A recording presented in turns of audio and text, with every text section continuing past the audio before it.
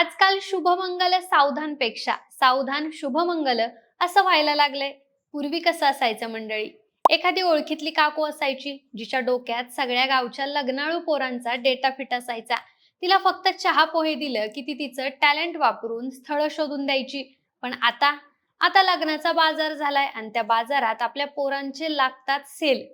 घर पहावे बांधून आणि लग्न पहावे करून ही म्हण आता जुनी झालीये. आता लग्न करावे खिसा फाडून आणि डोकं पहावे आपटून अशी लोकांची गत झालीये. आताच्या जगात लग्नाबद्दलच्या क्राईमच्या आणि फसवणुकीच्या घटना बऱ्याच वाढल्यात.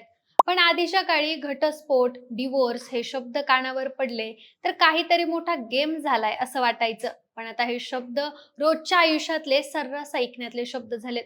लोक याच इव्हेंटला आता भुलायला लागली आहेत. लोक या लग्नाच्या धंद्याला कसे गणले जात आहेत, लग्न ठरवण्याचा धंदा कसा झालाय, हेच आपण या व्हिडिओच्या माध्यमातून जाणून घेऊयात. नमस्कार, मी निशा हिंगे आणि तुम्हाला माहिती आहे आपला विषयच भारी आहे. मंडळी, लग्न ठरवायचा विषय म्हटलं की गावाकडे आजही लोकांच्या डोळ्यात चमक येते. आपल्या लेकराचं घर बसलं पाहिजे ही भावना इतकी खोलवर रुजलेली असते की लोक कधी कधी डोकं बाजूला ठेवून सरळ भावनेच्या भरात निर्णय घेतात. आणि इथंच सुरू होतो लग्न ठरवायच्या धंद्याचा खरा खेळ. जुन्या काळात गावात कोण ना कोण असं असायचं जिला गावातल्या सगळ्यांच्या घरातली माहिती पाठ असायची. कुणाच्या मुलाचं शिक्षण काय, कुठल्या पोराचा स्वभाव कसा, कुणाचं शेत किती, कुठला पोरगा कुठल्या पोरीसोबत हिंडतो, ही सगळी डिटेल ती सीसीटीव्ही काकू ठेवायची. आणि ती काकू दोन घरांची भेट घालून द्यायची आणि लग्न ठरायचं. त्यावेळेला पैसा कमी आणि विश्वास जास्त होता. पण काळ बदलला.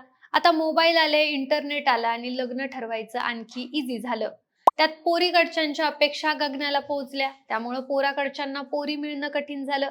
त्यामुळं पोरं लग्नासाठी अतिउत्साही झाली. पण ह्यात विषय असा झाला मंडळी, तो म्हणजे माणसं लग्न हा भावनेचा विषय हेच विसरून गेले. आताच्या जगात लग्न म्हणजे फुल बिझनेस मॉडेल झालंय. आज परिस्थिती अशी झालीये की पोराकडच्यांना लग्न लावून देतो म्हणणारे एजंट लग्नात ठाण मांडून बसायला लागलेत. एखादा एजंट अशीच माहिती सांगत असतो तर एखादा चकचकीत फाईल घेऊनच बसलेला असतो. आणि त्यात असतात सुंदर देखण्या पोरींचे फोटो आणि बायोडेटे. आणि त्या एजंटचं बोलणं इतकं गोड असतंय की साखरेलाही त्या गोडव्यासमोर लाज वाटावी. सुरुवातीला ते तुमचं दुखरं बोट पकडतात. ते म्हणजे तुमच्या मुलाचं वय वाढत चाललंय बरं का, असं म्हणत मुलगी चांगली नोकरी करते, अशी संधी परत येणार नाही असं म्हणून आई बापांचं मन वळवायला बघतात. तिथून सुरू झालेल्या या एजंटचं नेटवर्क हळूहळू इतकं मोठं नेटवर्क बनतं की शहरात मोठे मोठे लग्न मेळावे यांच्या अध्यक्षतेखाली पार पडायला लागतात. Fancy banner, poster, stage, mike लावून वधूवर मेळावा भरवतात. हा वधूवर मेळाव्याला जत्रेचा माहोल करून टाकतात. बाहेरून बघितलं तर वाटतं चांगला उपक्रम राबवतायत. पण आत गेल्यावर कधी कधी चित्र वेगळंच असतं. या मेळाव्याची तयारी महिनाभर आधीच सुरू होते. आयोजक ओळखीपाळखीच्या लोकांकडून, लग्नाळू असलेल्या मुलाकडच्या घरच्यांकडून हा फॉर्म भरून घेतात. त्या फॉर्मच्या नावाखाली नोंदणी फी 500, 1000 तर कधी 5000 घेतात. आता सर्वसामान्य माणसं आणि मुलाकडचे ह्याच्या मागे विचार काय करतात? चला, मुलाचं लग्न आहे, 5 पैशाकडं कुठं बघता. पण त्या आयोजकाची खरी कमाई इथं सुरू होते. हजारो मुलींची नोंदणी त्यांच्याकडे असते आणि त्यातून आयोजकांची तिजोरी भरली जाते.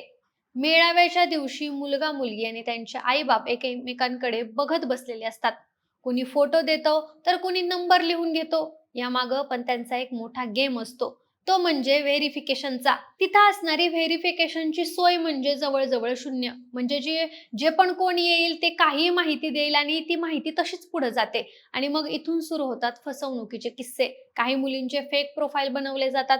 मुलगी चांगल्या ठिकाणी नोकरी करते असं दाखवलं जातं, पण प्रत्यक्षात त्या मुलीकडे नोकरीच नसते. कुणी कुणी तर आमची लेक सुंदर असल्याचं सांगतं. तिला रिचेक करत तिचं इन्स्टाचं प्रोफाईल जर बघितलं तर मेकअपचा थर आणि स्नॅपचॅटच्या फिल्टरचा मारा तिच्या चेहऱ्यावर दिसू लागतो.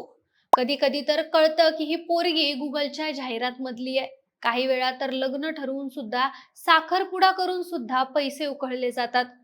इथूनच माणसाच्या कौटुंबिक फसवणुकीची सुरुवात होते. तेव्हा त्या कुटुंबावर येणारा ताण हा न बघवणारा असतो. माणसानं आपल्या आयुष्यभराची पुंजी त्या एका क्षणासाठी साठवून ठेवलेली असते. तीच पुंजी घेऊन हे भामटे पसार झालेले असतात. त्यानंतरचा धंदा म्हणजे मॅट्रिमोनियल साइट्सचा घोटाळा. यात तर लग्नाचा पार इव्हेंट झालाय.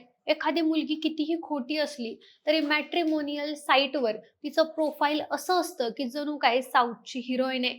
मंडळी, या मॅट्रिमोनियल कंपन्यांनी काय विषय केलाय, तो म्हणजे माणसाच्या भावनेचा धंदा मांडलाय.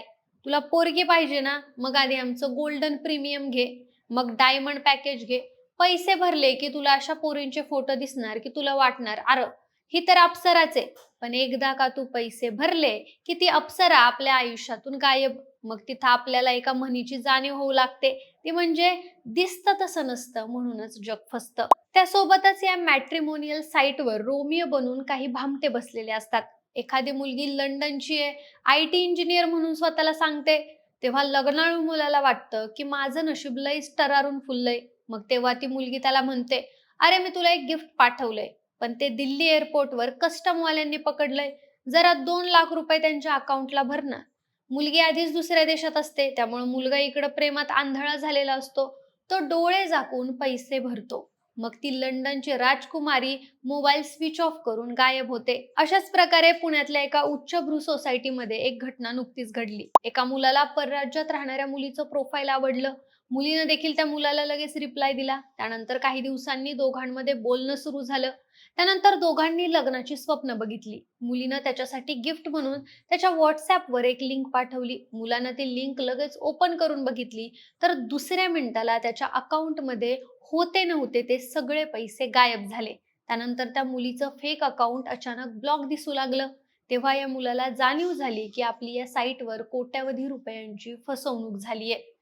अशी होणारी फसवणूक माणसाच्या मानसिक तणावांचा भाग बनते. काही ठिकाणी तर सावज टिपायला अख्खी गँग असते. ही गँग परराज्यातून येते. त्यानंतर सगळी गँग मुलाला त्याच्या घरी बघायला जातात. तिथं यांची फेक नवरी पोरगी गोड बोलते, त्यांच्यासमोर गोड लाजते. त्यानंतर दोन्हीकडून लग्नाला होकार येतो. दोघांचं थाटामाटात लग्न होतं आणि तिसऱ्या दिवशी कळतं की नवरीबाई घरातले दागिने आणि डबा घेऊन माहेरी नाही तर कायमचीच कुठंतरी गायब झालीये. मग नवरा मुलगा गावात तोंड लपून फिरायला लागतो. लग्नाला गेलो आणि बाशिंग हरवून आलो असं त्या बिचाऱ्याचं होतं. बाकी मित्रांनो, हे सगळं झकास पॅकेजिंग मध्ये विकलं जाणारं गाजर आहे. आजकाल लोक कुंडली जुळवण्यापेक्षा मुलाकडे गुंठे किती आहेत, पगार किती आहे आणि गाडी कोणती आहे, पुण्यात घर आहे का, हेच बघतायत. आत्ताच्या काळात नात्यातली माया संपलीये आणि डेटाची माया वाढलीये. उतावळा नवरा गुडघ्याला बाशिंग होऊन या जाळ्यात अडकण्यापेक्षा जरा डोळे उघडे ठेवून वागायला पाहिजे. नाहीतर मग असं होईल की केलं लग्न, झालं कष्ट, आयुष्य झालं पार नष्ट. पण मंडळी, या सगळ्या धंद्यामध्ये सगळेच वाईट तर असतात असं नाही ना. अनेक प्रामाणिक संस्था आहेत ज्या खरंच लोकांची लग्न लावून देतात. यामध्ये फरक एवढाच असतो की इथं प्रोफाईल व्हेरिफिकेशन कडक असतं. ही लग्न ठरवणारी मंडळी घाई करत नाहीत आणि पैसे उकळण्यापेक्षा त्यांचं जुळवणीवर लक्ष असतं. म्हणून आजच्या काळात गावाकडचं असो किंवा शहरातलं, लग्न ठरवताना डोकं थंड ठेवणं फार गरजेचं झालंय. कुणीही पाठवलेल्या फोटोवर, जाहिरातींवर, लोकांच्या गोड बोलण्यावर किंवा मोठ्या पगाराच्या आकड्यांवर लगेचच विश्वास ठेवायचा काळ राहिलेला नाहीये. कारण शेवटी लग्न हा अजूनही दोन घरांचा पवित्र सोहळाच आहे. अजूनही गावाकडच्या मूळच्या मातीत लग्नाची जुनी पद्धत आणि पिढ्यानपिढ्या आलेली संस्कृती बघायला मिळते. फक्त काही लोकांनी त्याला फुल कमाईचा धंदा बनवून ठेवलाय. बाकी मंडळी, लग्न ठरवण्याचा धंदा कसा बनलाय? तुमच्या आयुष्यात तुम्ही कधी या अफवांना फसलाय का? हे आम्हाला कमेंट करून नक्की सांगा आणि सोबतच आपल्या विशेष भारीच्या चॅनलला सबस्क्राईब करायला विसरू नका. धन्यवाद.